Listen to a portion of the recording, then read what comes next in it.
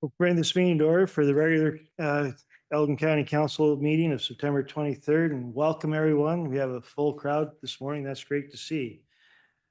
Next, approval of agenda. Resolved that the agenda for the September 23rd, 2025 County Council meeting be approved as presented.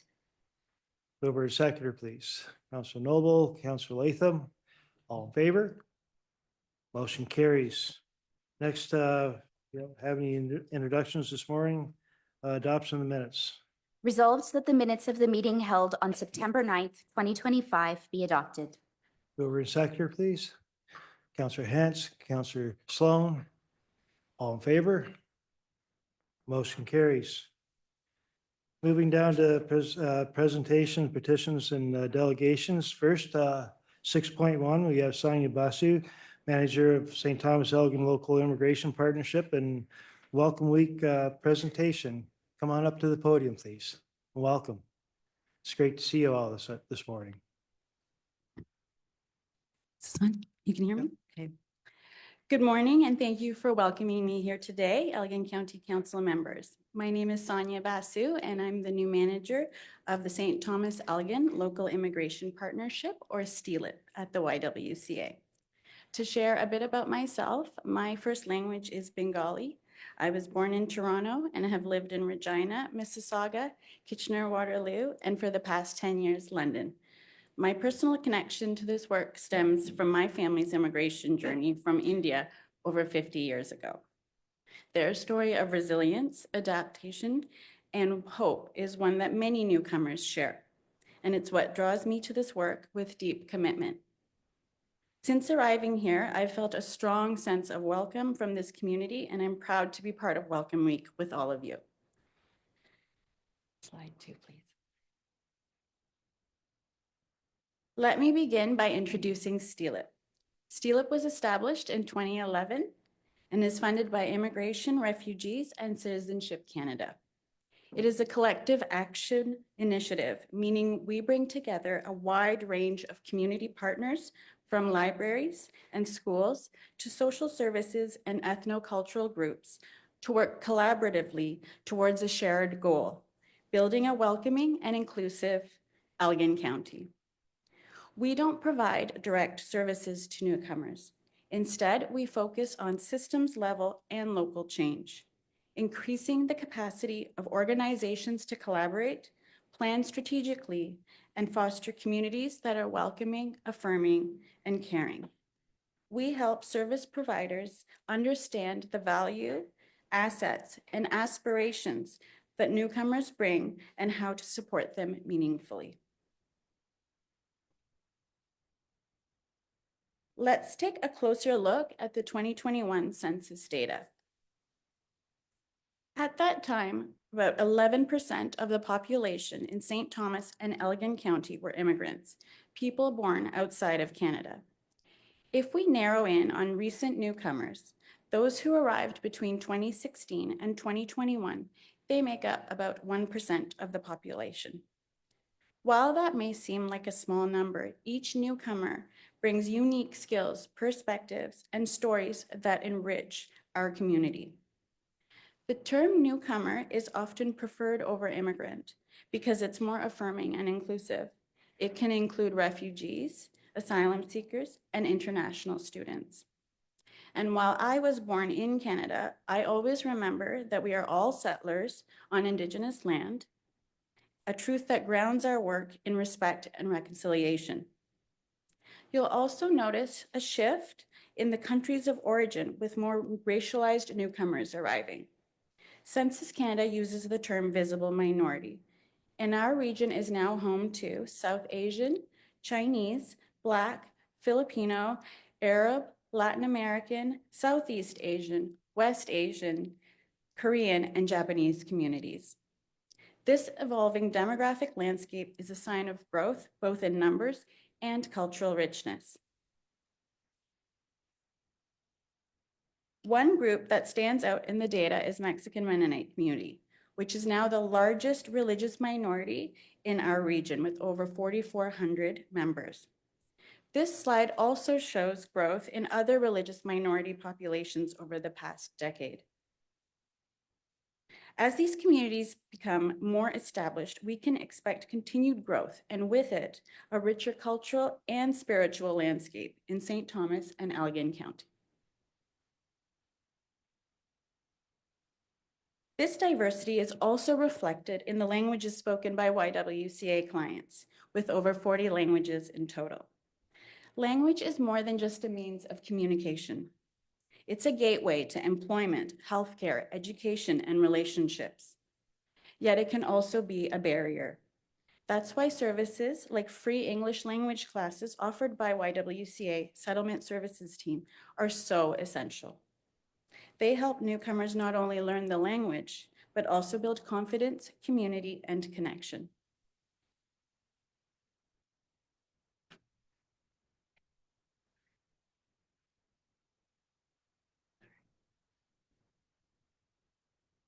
At STLIP, sorry, we just have to move on to the slide, sorry. At STLIP, we envision a community that is culturally diverse, welcoming, caring, and inclusive. We want to retain current residents, welcome newcomers, and ensure they have opportunities to integrate, contribute, and thrive. But we go beyond inclusion. We aim for affirmation, where communities feel safe and proud to share their culture, knowledge, and strengths. Affirmation means creating spaces where newcomers don't just adapt. They teach, they lead, and shape the community alongside us. This is how we build a truly vibrant and resilient Allegan County. This next slide, thank you. This slide shows our STLIP council members, a diverse group of organizations working together to foster belonging. We represent libraries, post-secondary institutions, social services, government, and ethnocultural groups. Each member brings unique insights and resources, and together we're shaping a community where newcomers feel seen, supported, and valued.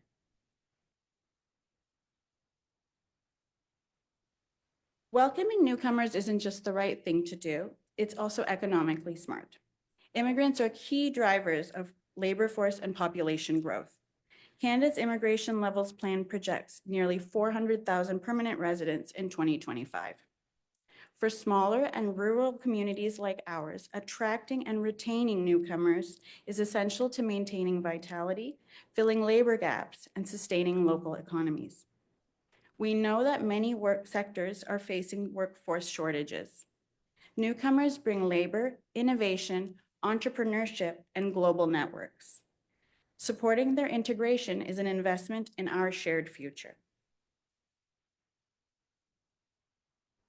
Welcoming Week is a global initiative that began in the US and has now spread worldwide.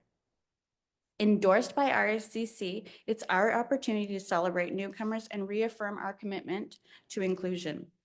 This year, it ran from September 12th to 21st and included events like today's Allegan County Newcomer Open House, library tours, and flag-raising ceremonies.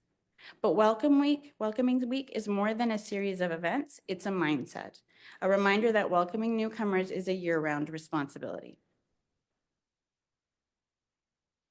STLIP also supports tools like the Culturally Inclusive Guidebook, a free resource that helps community members plan events with cultural safety and sensitivity in mind. It is a practical way to ensure that our gatherings reflect the diversity and dignity of all those who attend. We also updated our newcomer information package in 2023. Originally developed in 2012, it helps newcomers navigate services and support providers. Helps navigate services and support service providers in assisting clients. It's a simple but powerful tool for building accessibility and awareness. We know that welcoming communities must also be safe and equitable. The 2021 Experiences of Discrimination study found that 7 in 10 immigrants and racialized people had faced discrimination in the past 3 years. 41% experienced it during job applications and 33% in public spaces.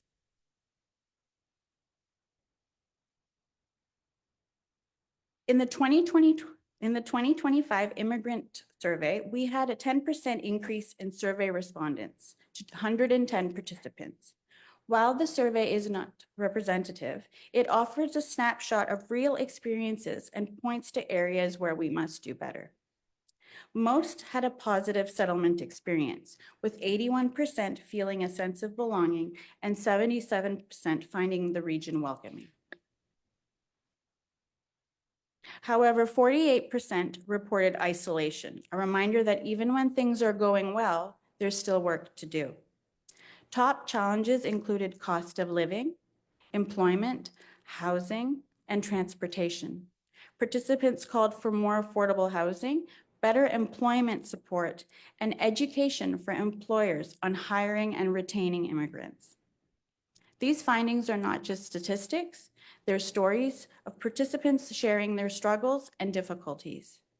These are real barriers that we as a community have the power to address. Welcoming Week is a chance to reflect on these needs and commit to ongoing learning and action, not just for 1 week, but throughout the year. Thank you again for your time and attention today. If you would like to connect or ask questions or learn more about Steal It, please do not hesitate to reach out. Together, we can continue building a community where everyone belongs, contributes, and thrives while also celebrating where they come from, because these roots are an essential part of who they are and what they bring to Elgin County. Thank you. Thank you, Sonia. Great presentation. Any questions or comments for Sonia? Deputy Warden, go ahead. Well, thank you very much, Mr. Warden, and through you to Sonia, thank you for bringing that presentation forward. It is a great reminder of the rich diversity which is in our communities. And very impressive when I look over the areas from where people are coming in from. And the one that really surprised me was the number of different languages spoken within the region. And some of these languages, honest to God, I'd never heard of before. And I'm going to probably talk to you outside later, and you can tell me where some of these languages come from. It's just fascinating. But still, thank you for coming today and bringing this rich, diverse report. Thank you. Any other questions or comments? I just, the one stat you had with 48% felt they were isolated. Is what can we do to support or reduce that? It just seems like, where do you start? We will be having forums with the immigrant community in the upcoming year. So I think it's an opportunity for us to find out what contributes to a sense of belonging, of what contributes to us being able to call this place home, and what is contributing to that isolation. Mhm. In terms of being able to connect with community members, perhaps that are from where your country of origin, or if that's integrating with other cultures as well. That's something that we need to do more research on. Right, thank you. Go ahead. Thank you, Mr. Warden. And you brought up a very interesting point, and I wouldn't wonder that perhaps language barriers is a significant contributor to the sense of isolation. And I'm going to ask the question: how many of the newcomers coming in find that the predominant language in the area, English, is it a barrier for them, and is that one of the first steps that they need to overcome? I think through settlement services and other service providers, they would assess whether or not they needed language services or English classes. But I think even if you do speak English and you have an accent, that in and of itself is a barrier. So I don't think I answered your question, but it is something that we should keep at the forefront in terms of how are we communicating. What can we do in terms of translation services to ensure that our intended message, that the outcome is landing on the entire population, including newcomers? Any other questions or comments? I'm not seeing any. We have a resolution, please. Results of the presentation from the manager of the St. Thomas Elgin Local Immigration Partnership be received and filed. Mover and seconder, please. Counselor Latham, Counselor Widner. All in favor? Motion carries. Thanks for coming in again. Thank you. Moving on to 6.2, this gentleman doesn't need an introduction, but we will anyway. We have Mayor Joe Preston and Justin Lawrence, Director of Industrial Development for the City of St. Thomas. Welcome, Mayor Preston. And I will recognize that you have your CEO along, Lisa Higgs. I brought the people with all the answers. Well, thank you for having us here today, and I understand there's also a bit of a tour this afternoon, so some of your questions may not be answered by me, but will be answered by actually seeing the site this afternoon too. We'll move on to the industrial site, and we're going to share with you some of the great things that are happening out there. Certainly, it's a strategic location for economic growth and an anchor for automotive and advanced manufacturing investments, but it creates a regional area for jobs, supply chain opportunities, and certainly growth and shared prosperity across our region. Things we've been doing to date: road access improvements are completed and or underway, and every day I go out and go, I didn't know we were putting a new road there. So some of it's going over time, and I'm sure Justin will also explain some of that for you too. Servicing extensions, certainly water, wastewater, stormwater, some of the world's largest stormwater ponds. I didn't know we were putting in a pool, but it's gorgeous out there. Hydro and natural gas connections, IT, certainly fiber optics and the internet connections. As you can see by the next slide, the map, and you can see where the PowerCo facility will be in the northwest portion of that industrial park, with the roads and rail connection that goes with a plant of that size, and then the ability to grow the site in different directions. Things that we've been doing lately at the site: Yarmouth Yards Phase 3 with JR Excavating, sanitary and storm sewers, water mains, pond work, and road connections. Technology Trail, which is one of the main routes through the park. Amoco is doing infrastructures on it, road construction linking Highway 3 to PowerCo Parkway, so that it's a direct route from will be, when the MTO is finished, a direct route on 4-lane traffic into the site and then to each of the industrial facilities.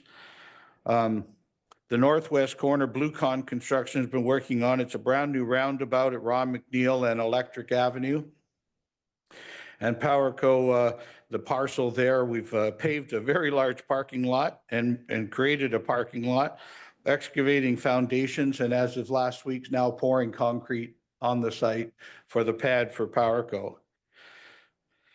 Hiring is now underway by PowerCo, and as you've noticed, pretty much across Southern Ontario, even a billboard program, an incredible social media program to try and work on what the hiring will be and fill the needs for PowerCo. Currently, a little over 200 people working for PowerCo in the region, and hope to have over 400 by the end of the year. So it's a significant amount of hiring, even this many years out. Trying to estimate how many construction workers will also be on the site over the next couple of years has been a bit of a, so I can describe it as only a mayor can. Lots. Other current major projects that are currently going on the industrial site are the South Edgeware Booster Station, which is a water booster station, or road expansions, Highway 3 twinning and the interchange of the work. And if you've gone up the Highbury Centennial extension, you'll see now off to the east, the Highway 3 extension to the east into the factory site. The rail spur and yard, this has been a large amount of construction for rail shunting yards off Battery Boulevard, and a second power transmission line are all running down that side of what will be the PowerCo building. And the rail installation, I've seen rail now delivered, and we're starting to install the rail actual lines and ties in order to make the rail yard. Yarmouth Yards Pumping Station is located in the southeast corner of the site. The station is being built at the lowest elevation of the whole site to ensure efficient sanitary servicing in future industrial, as more future industrial sites come to the site. I'm not staying anywhere near where the slides are. The other current projects is the Dalewood Water Reclamation Facility. It's a modern multi-stage wastewater treatment process. It's expected to be completed in Q2 of 2029. Needless to say, it's quite a large facility. It's built with high-capacity pumping stations capable of handling large and consistent industrial flows of reclaimed water.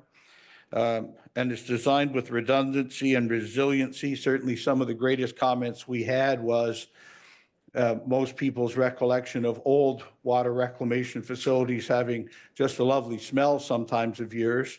This one will have a pretty capped system, so it will be in visiting sites that are now of this quality, you have to pretty much stand inside them in order to have that lovely smell we used to get from water reclamation facilities. It supports a long-term regional growth and environment protection for the region. We're happy to have it getting started. It's been a good amount of work to do it. There's some pictures of it in this. Other current projects are hydro transmission and a substation. The work continues on all of the substations, all the transformers, and the transmission line towers continue to be raised through the Yarmouth Yard site. And the regional collaboration opportunities that we have is, of course, the regional Dalewood Water Reclamation Facility, which a large amount of that treatment capacity has been given to Central Elgin as part of our compensation agreement too. And we continue to look for how else can we regionally share that water reclamation facility too. The MTO highway improvements, 4 lanes all the way to the 401 from right in the factory area will mean that we're taking a lot of trucks off the road. Of course, you add the rail line to that too, and a lot more trucks are off the road. Minister Flack and I, and certainly some of you have been discussing a lot lately about what should we do with Highbury Avenue after MTO has finished the 4 laning of Highway 3, because we don't think that it can stay safe with the amount of traffic that will, even if it just increases the traffic by employees to PowerCo, it will continue to be not as safe as we'd like it to be. So we need to work together with the MTO and of course, even the City of London on the, what will we do with Highbury Avenue. And hydroelectricity, the city supports a regional ask to the IESO to bring greater electricity capacity to encourage industry and housing development. We spoke to Ontario Hydro at AMO and continue to speak to them even off the record about give us enough to be able to plan the future rather than just give us enough to get by each project as we're doing it. I know some of your municipalities are faced with the same thing. If we're going to run a transmission line, we should run a transmission line that has future in it, not just today in it. So we'll continue to say it too. This industrial site's already transforming our region. These water, hydro, and road projects are the foundation of what this community and this regional community will look like. And we're building here in Elgin County, our building not just for today, but of course our next generation. We know that this industrial facility and especially PowerCo will be a generational employer for many years to come. I've had many grandparents and parents say thank you. We're making employment generational so that kids don't have to leave our region anymore and go off and find a high-paying job somewhere else. We can employ them right here. So we'd like to make sure we keep you up to date. And if you are not subscribing to Beehive, Mike Kerfleet is our star on Beehive, but every week there's another element of what's been happening in that industrial site. It comes off our economic development and tourism website, but it's a great way to keep up with I haven't gone to visit this week, so I'll watch Beehive and see what's gone on. And I will stop right there and say, is there any questions? Well, thank you, Mayor Preston. I would agree. IESO is broken and their business model does not work in today's world, and that definitely needs to be fixed. It doesn't make sense what they're doing now. Thank you, Warden. I agree. Working with Hydro One is a lot like working with CN. I would agree. Questions for Joe? Go ahead, Councilor Sloan. Through the warden to the mayor, thanks very much for being here this morning. Appreciate getting the update. The article in the London Free Press, I think it was on the 21st of 25 or the 21st of August. And it talked about milestones and that the concrete slab would be the next one. And you say that that's being done. Just to follow on to that, when we look at perhaps secondary and tertiary industries that we think that would be coming along perhaps by now, the question really relates to if the plant of PowerCo is going to open in 2027, and this all flows into your comments about Highbury. If you forecast just the employees that would have to use Highbury, should your forecast not also include the fact that we don't know, or unless you have to announce what the secondary and tertiary industries to support this plant might be, hence they'd need to come in to access the plant somehow with their supplies. So it's even a larger issue. Would that be fair to say? Yes, and we're trying to help plan anybody who may also locate there. The use of the rail yard that's been designed is bigger than the capacity needed just even for PowerCo. So of course, could do that. And then the 4-laning of Highway 3-4 out to the 401 would be able to be used by anyone. And we're hoping even by employee traffic. We hope that will be a big part of it too. I wish I could make some more announcements of other industries locating on the site, but I've made the habit of letting the industries make the announcements and not just the mayor. So we're as we finish negotiations and research by those companies, we'll certainly share it with you and the rest of the world as we know what other employers are coming to our site. Deputy Warden? Well, thank you, Mr. Warden, and thank you, Mayor Preston, for being here and providing an update on this. There's a lot of activity, and yes, I would agree that it spells a bright future for the region. So thank you for that. A couple of questions, and I agree with the warden's comments and yours regarding IESO and Ontario Hydro. And I know that when we've had conversations in the past, or I have with Ontario Hydro, that they're only looking at building for today. And so you mentioned about the towers coming across the property. Are they going to be sufficient to support additional capacity for that tertiary industry to build out? Yeah. What is the new amount of power needed? We continue to have this conversation, even as high up as with the Premier, to say we shouldn't be lowballing the need for the region, because I know it's not just even that site, it's the region. You know that Minister Lecce is working hard on additional power generation and in a fast and furious way.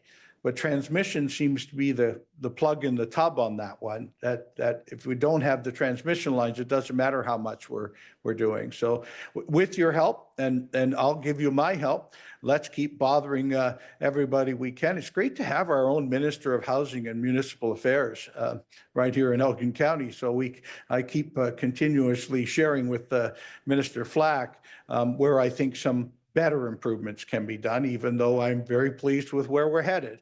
I'm with you. I don't think that from a power point of view, we're forward thinking as much as we are even on roads and wastewater. So. Well, thank you very much, Mr. Warden. I got a couple of more things, Mayor Preston. I certainly appreciate the announcement regarding the Dalewood water reclamation site and the fact that it's scheduled for the second quarter of 2029 to be online. They take a long time to get up and going, and I appreciate that. In the interim, and if the plant is going to be up and running perhaps to some capacity in 2027. It suggests that there would be limited excess capacity at the Sunset plant for any future development, perhaps psychiatric lands. That's just an observation. I just, and I'm not wrong on that, am I correct? Not wrong, but none of us know how accurate we are. We know where the capacity limit is for the Sunset plant. We know that when we first started discussions with PowerCo, there was enough excess in that plant, in that reclamation plant to do that. What the difference is between the two is pretty arguably as an issue as we also build a lot more housing in our communities to face that, and other industries expanding. We've seen some other, I mean, we can't just think that this Yarmouth Yards is where we're headed. Element 5 had a great announcement last week. Magna has been expanding just about everything it has. Amino did a great expansion too, and each of those take a little bit more of each of the things we're talking about. We'll continue to discuss openly where we think the capacities are and what date does this plant actually have to click in order for us to have enough flow to make the rest work. Finally, one more observation, and perhaps maybe you can give us some insight. What is the intention of the roundabout at Ron McNeil and Electric Avenue? Is that for employee entrance? It's to give easier and off Highbury, off the main roads, staff entrance. And look, there'll be industry all along that north end of Ron McNeil, or the south end of Ron McNeil. And so that gives us another access off not quite a major road, but off a road. Just as a follow-up, it's been communicated to me, there's been some criticism about the size of it. It may be a little under capacity to move current industrial equipment or farm equipment along that particular corridor. That's been an observation, and just thinking for the next one that you're planning for further Gate 2, I believe it is, whatever road that is, that just consider, perhaps a little larger capacity would be beneficial for the region. Too, but roundabouts are often confined by the amount of space at the corner, more so than anything else. And in each of those cases, and we've done it even inside our own community where with suburban roundabouts, are beveled enough so that trucks can actually cut across, and I'm sure farm equipment, the same thing. But you're right, it isn't made for 4 lanes worth of transport trucks on that piece, but we believe it's has exactly the right amount of space for farm equipment because of the beveling of the roundabout itself, so you can kind of drive over the curbs. But You're right in the respect that the outside is beveled. It's a rollover curb. The inside is a high curb. So it's going to be very interesting to see how things work.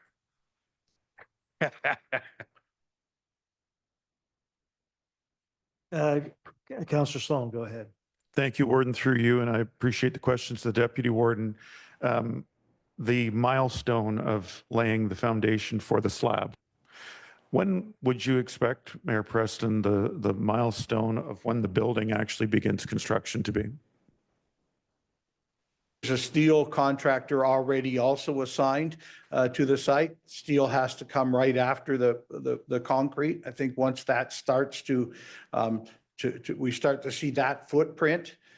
We've always suggested that from south to north on the PowerCo site, you would start to see more finishing on the south end as more pouring and steel went kind of marched up further. It's an exceptionally large building, and if you've walked the site, it's an exceptionally large building. So things will be done on the south piece of it long before the north piece even starts some of its construction, would be my thought. So it's tough to say, okay, so when's it done then? But I'm just pretty pleased to see concrete being poured and a steel contractor and a general contractor now having been appointed. Hey, is there anything further? if I can just thank you, Warden, and Councillor Sloan for helping come out and tap some kegs on the weekend at Oktoberfest. It was incredible to see that we all have other jobs that we can actually function at. So professionally tapping kegs is now a responsibility of the warden. I do appreciate the invite, and I'm the Ubermeister apparently. Yes.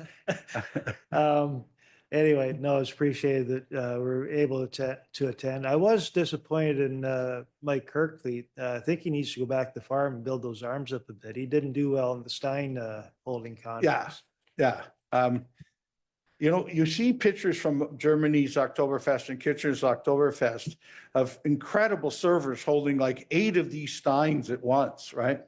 I was on the little booth selling empty steins some of the day, and I'm not sure I could carry more than 4 in each hand of empty steins, let alone full steins. So it's incredible to see the serviceability out there. Yeah. Thank you for coming out on Saturday, and thank you for letting us come and share this today. And hopefully you can all enjoy a very good tour of the site this afternoon too. Right. Thanks. Looking forward to it. So we have a recommendation. Resolved that the presentation from the City of St. Thomas Mayor Joe Preston be received and filed. Mover and seconder, please. Counselor Hance, Counselor Latham, all in favor? Motion carries. Yep. Moving down to adoption of recommendations committee of the whole. Is there anything anybody wants to take out and further discuss? Not seeing any? Go ahead, Catherine. Resolved that items CW 2558 to CW 2565 from the Committee of the Whole meeting dated September 9th, 2025, and the recommendations therein be adopted. Mover and seconder, please. Counselor Noble. Counselor Jiguer. All in favor? Motion carries. Moving down to item 9.1, Manager Procurement and Risk, Procurement Activity Report for Q2. Welcome, Mike. Floor is yours. Good morning. Thank you, Mr. Warden, through you to County Council. So this procurement activity report details the awards of contracts that were approved by directors valued at between 15 and 250,000. This report is from April to June of this year. The list of projects by department showing the budget, the allocation, and the approved supplier is included with the report as Appendix A. All contracts comply with the county's procurement policy, and at this time, I'd be pleased to answer any questions. Questions for Mike? Go ahead. Sorry. Resolved that the report titled Procurement Activity Report Q2, April 1st, 2025 to June 30th, 2025, from the Manager of Procurement and Risk dated September 23rd, 2025, be received and filed. Mover and seconder, please. Counselor Sloan, Counselor Noble. All in favor? I guess we should ask if there was any questions. It didn't look like it. Too late. Thanks, Mike. And go back up to Finance Committee, draft minutes. We don't have to do it. Okay. Just info. Okay, perfect.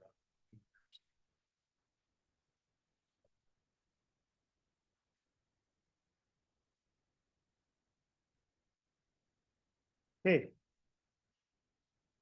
Moving down to council correspondence. We have correspondence from Township of Lauder Lakes, 2 correspondents from them, and the municipality of Bayham. Anything to highlight there? Deputy Warden, go ahead. Well, thank you, Mr. Warden. I'll speak to the one from the municipality of Bayham. And I don't think it's unique to Bayham, but I think it's something that's creeping across the county is excessive speed. And I know that there were some traffic monitoring that took place in the villages of Eden and Stratfordville this past summer. And the data itself was somewhat revealing, shows that though there are problems in both villages, Eden is the more predominant problem when you examine the 50th percentile data mark. So Bayham Council put together this motion and requesting the assistance of county to help not only move the issue to the OPP from an enforcement point of view, but perhaps it's time that the county even hosted some meetings across all our LMPs to identify, is this a problem across the county, or is it only unique to the east end of the county, or not? Or is it, and then perhaps maybe we can together have a discussion of what kind of mitigation strategies are out there that we can use to help slow these people down. That's what we're here for, and that's what the motion's calling for. I would wholeheartedly agree. I know we've had some instances in Shedden with road rage downtown and people trying to pass in the downtown area. And it's just, it's no longer acceptable. It's dangerous on its own with passing, but when it's road rage is involved, it's twice as dangerous because they aren't thinking clearly. And I'm sure if Peter has comments, but it's becoming a huge issue. Thank you, Mr. Warden, through you to the rest of County Council. Speeding along county roads, specifically in built-up areas, has been a long-standing issue. This is where the county road serves two functions. It's an arterial road in many cases connecting built-up areas, and entering into those communities is when drivers don't tend to obey the posted speed limit. Signs themselves seldom alter driver behaviors. Typically, it's the presence of the roadway features in the roadside environment that will lend themselves to drivers traveling at higher speeds in which they feel safe and comfortable at. As we just discussed with Mayor Preston, we understand there's tremendous growth we're embarking upon in the region. And there are a lot of new visitors, new residents to the area. We always attract new visitors through all the beautiful things Elgin County has to offer. And we continue to experience in speeding on roadways, again, specifically in built-up areas. The challenge becomes, what tools do we have to address that behavior? And the county, as well as most municipalities across Ontario, refer to the Transportation Association of Canada's Traffic Calming Guide, which outlines dozens of potential tools that are available, but many of them are not applicable to arterial roadways, where the primary functional purpose of the roadway is to move traffic to further destinations. And you don't want to impede emergency vehicles or winter control operations or agricultural equipment or commercial equipment with chicanes or speed humps or things that would be most appropriate on local roads. So this is an ongoing challenge. I've attended a number of workshops specifically to address this. The county has embarked upon some design features when it has an opportunity to reconstruct these built-up areas. Most recently on St. George Street in the municipality of Central Elgin, we constructed narrower lanes as an attempt to alter that driver behavior, and we're going to continue to monitor that if that's an appropriate design feature. For example, also for the reconstruction of the village of Fingal that is planned to begin this fall and extend over the next 2 years, we'll be constructing gateway entrance features into the community that attempts to narrow the roadway and the observance of the actual landscape on the sides of the road to inform drivers, look, you're entering into a different area here. Please obey the speed limit. And we'll continue to monitor those initiatives and see if they could help curb this behavior. Staff has for many years employed a practice where if we receive speed concerns from residents, we have traffic control devices that are able to gauge the speed and volume of the traffic. So we are very, I pride our department's response in being able to get these counters out and getting information back to the residents. If the resulting speeds that we collect are above what we would normally expect on our roadways, and that's about more than in excess of 15 kilometers over the posted limit, we make a concerted effort to share that traffic data with the OPP. For example, in regards to this resolution, we just picked up some traffic counters north of Stratfordville this morning. We've had them out there for the last week. And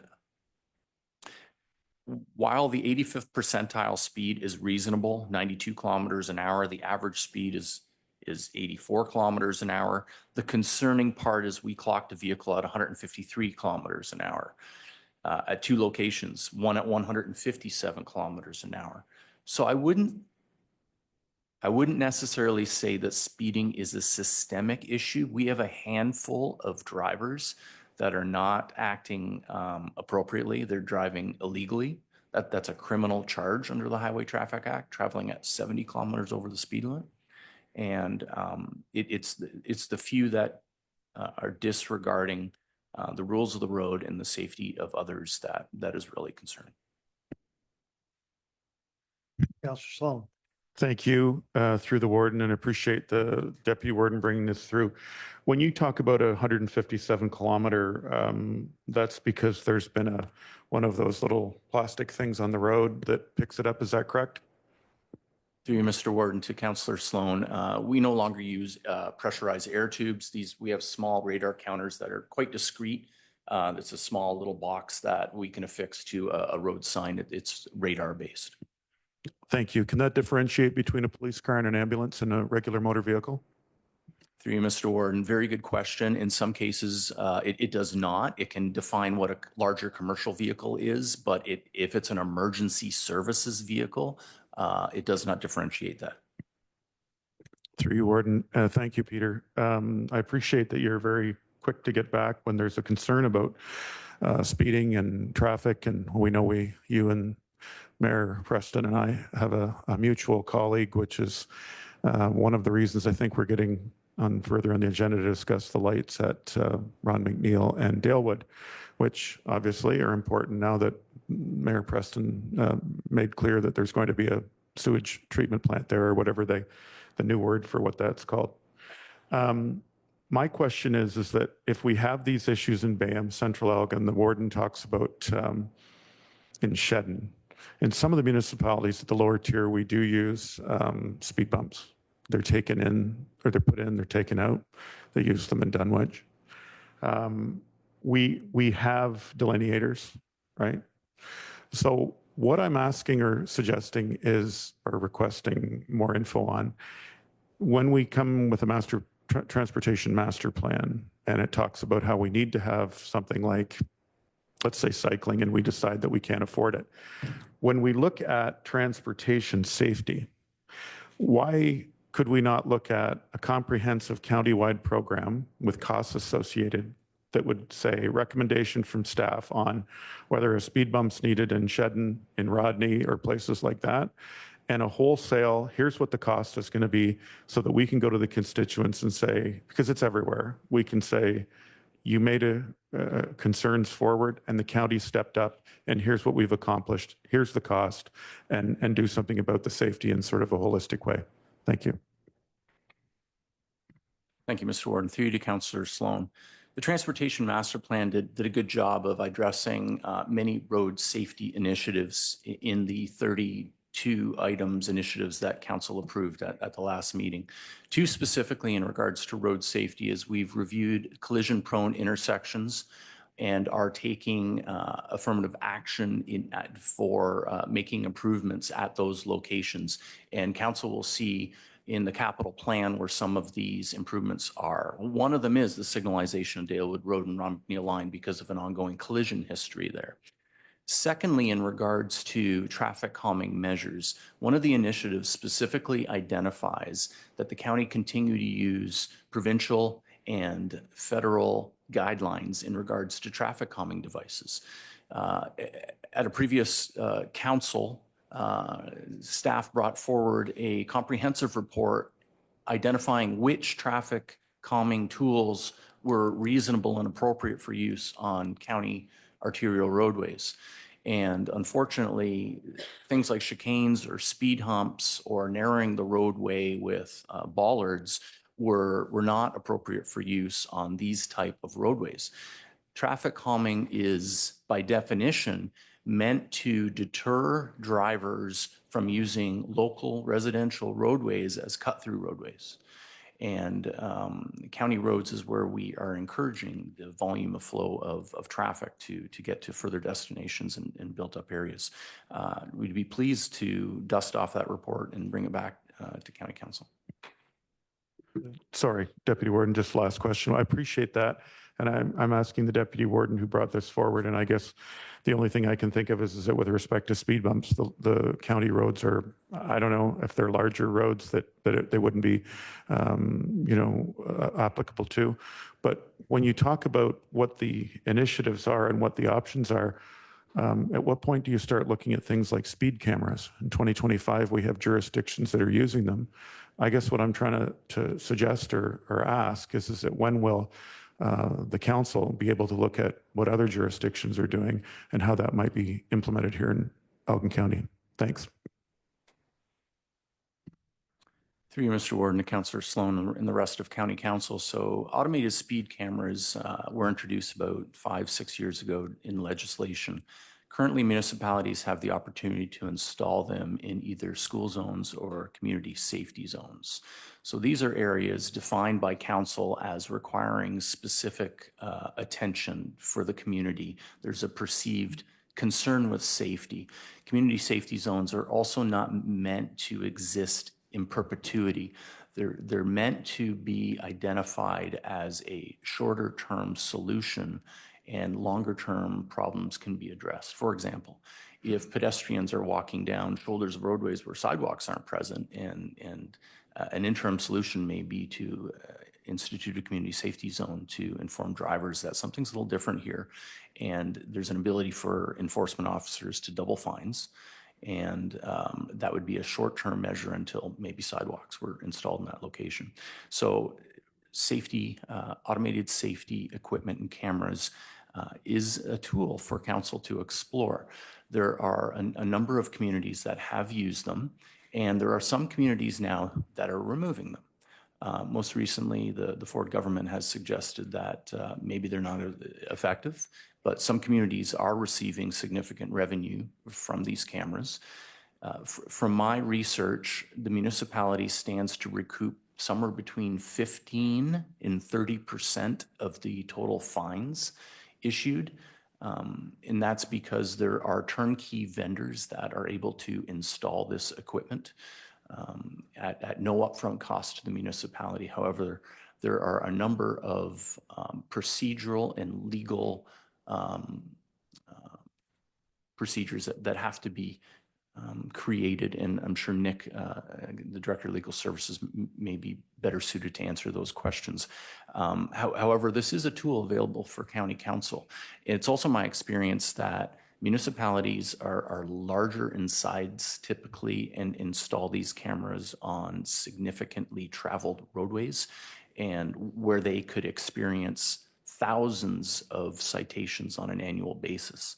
And it's absolutely a tool available for council. There are a number of requirements. For example, there are mobile devices now that are available. Before you install a mobile device, you have to advertise on that road for 3 months that cameras will be coming to that location, and they have to, then new signage has to be installed to inform the traveling public that cameras are now present, and that those fines can be issued by mail. So this is a tool, and staff could bring back a report for council's information in regards to automated speed enforcement cameras. Thank you, Peter. Deputy Warden, go ahead. All right, thank you, and thank you, Peter. I think what BAM and what perhaps the resolution is asking is for the discussion. And whether that discussion begins at the CAO level and then it incorporates some data that you can bring forward. Yes, there's a report from years ago.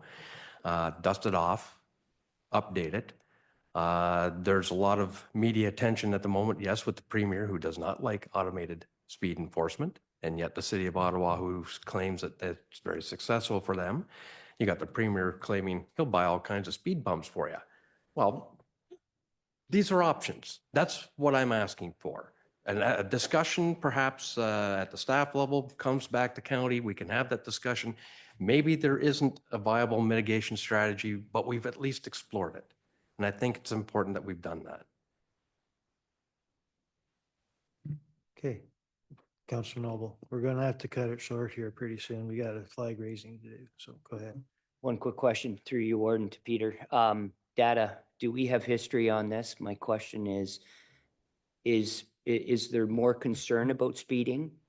Or is there more speeding than we've had in the past? I know I'm kind of new to this table. I've only been here for 3 years compared to some of you guys, longer history in politics, but I'm just curious about that data. I know you collect a lot of data and we've had quite a few conversations about St. George Street. Thank you, Mr. Warden. To Councillor Noble, we're experiencing growth in our communities. So if speeding was an X amount of number, there are that many more people speeding. Same with collisions. I still deem our county road network as being a very safe road system as compared to the provincial system. More volume of traffic equals more collisions, even though if the percentage is still low. So in my opinion is that speeding is no worse than it has been, but the roads are becoming busier and there are more people speeding.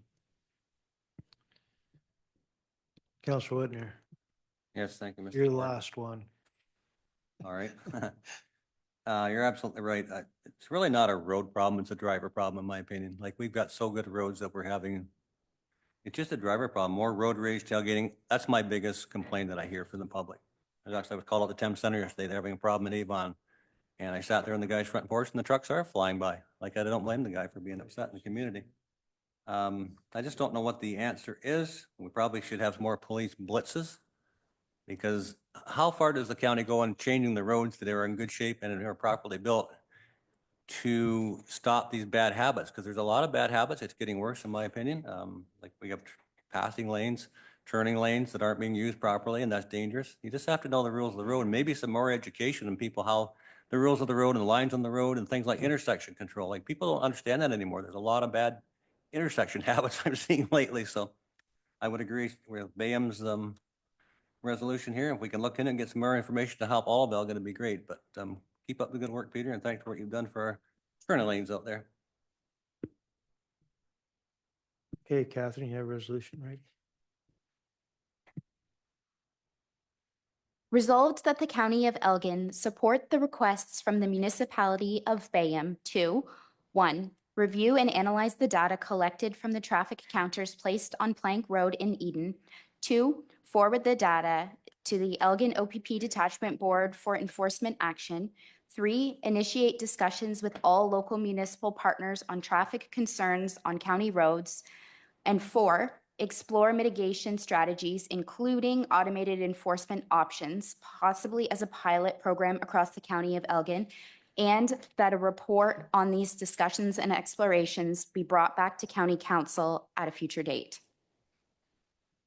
Mover and seconder, please. Deputy Warden and Counselor Sloan. All in favor?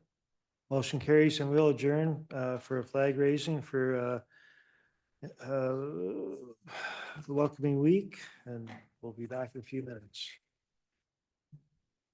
Okay, welcome back. We're still working on correspondence. I'd like to highlight 10.4, letter from the Ben Posanoff, Manager of Planning for Thames Valley District School Board.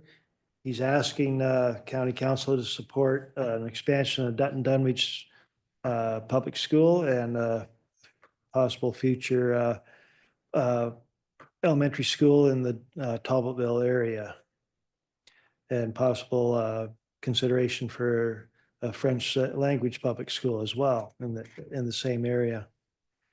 Any questions or comments? Councillor Hens, go ahead. Thank you, Mr. Warden. I certainly would support the request from Thames Valley School Board. And speaking for Dutton Dunwich, we have a public school. It's a terrific school. It's bursting at the seams. And the school is kind of a cornerstone of our community. So I would fully support their expansion plans in Dutton Dunwich. Thank you. And I think that's the same goes for most Elgin County schools are bursting at the seams. Southwold, no different. I think they're very close to having a moratorium on no more students, which is concerning. So any other comments around the table? I know there is that something out there right now with the province looking at schools in the Thames Valley District School Board, some reductions in schools. I don't think that's the case in Elgin County that I'm aware of. So if there is a school that you know of that is in that 40% range, population, could please reach out and so we can address it. Anyway, motion's on the floor. We have a seconder to support. Councillor Whitner, any further questions or comments? So, guess we should have. No, it was Councillor, Councillor Hance. Whitner second. Resolution. Resolved that the warden be directed to provide a letter of support to the Thames Valley District School Board for its business cases to the Ministry of Education to expand Dutton Dunwich Public School and to build a new elementary school in Talbotville in partnership with Conseil Scolaire Viamond. All in favor? Motion carries. Thank you. And any statements or inquiries? Oh, sorry, go ahead. Receive and file the other two. You're correct. Thank you. Resolves that correspondence items 10.1 and 10.2 be received and filed. Mover and seconder, please. Councillor Jiguer, Councillor Noble. All in favor? Motion carries. Moving down to item 11, statements and inquiries. Seeing none. Go motion. Councillor Hance, sorry, I missed you. Oh, yes, I know what you're, go ahead. Thank you, Mr. Warden and Deputy Warden Ketchabah for the reminder. It is Wallacestown Fair this weekend. The official opening is 7 o'clock on Friday evening. I invite all of council to attend if able. And certainly there's a full weekend of activities. We're very proud of the Wallacestown Fair. And I'm bragging a little bit, but I think it's the best rural fair in the district. So welcome, and anyone listening, and certainly staff as well. There's lots to do and see. Thank you. I'm not sure I can support the best fair in Allen County, but I'll be there anyway. Just anecdotally, my mother was from Wallacestown, and the highlight of her life, Councillor Hentz was Diefenbaker at the fair, I believe in 1960. So it's always an enjoyable weekend. Thank you.